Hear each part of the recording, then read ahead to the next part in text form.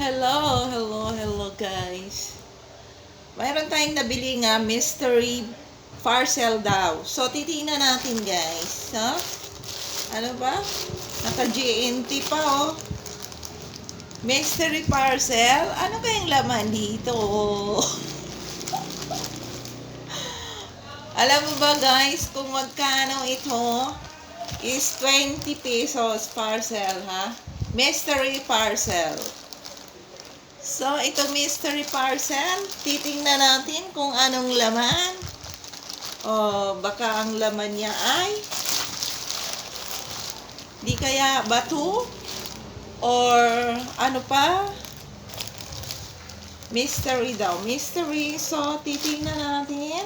Teka lang. Teka lang. Titingnan natin ang mystery parcel. Wala naman nakasulat na mystery parcel. Sabi lang nila doon, mystery parcel. Pero GNT yan, naka-GMT. So, bubuksan na natin kung ano ang laman. Ay. So,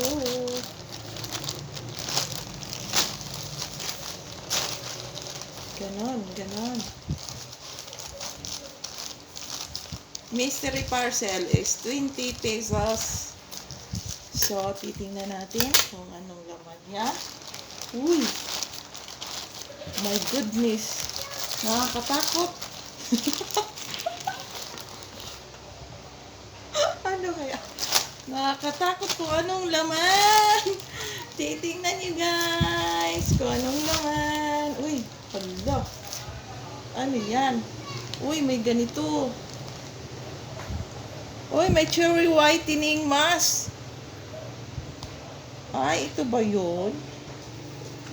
Cherry whitening mask. Hoy, Kubi, ano ba? Ano ba talaga? May kisali ka rin dyan, oh. Ayan. Saka ito. Ay, isang t-shirt. So, uy, hindi naman natin magkasya to. Ano bang size tong t-shirt na to? XL? Ah, ito pala yun. Mystery parcel. So, ito lang siya guys. Yan. Isang t-shirt, blouse. Blouse pala. Tsaka isang ganito. So, 20 pesos na lang siya, guys. Cherry whitening mask. So, ito yung nabili natin. Ito yung nakuha natin sa mystery parcel. Shopee! Shopee ba? Oh, ang galing din ah. Mystery parcel. So ito guys, ang nakuha ko doon sa mystery parcel, no? Is 20 pesos. So ito, siguro okay na rin. Oh.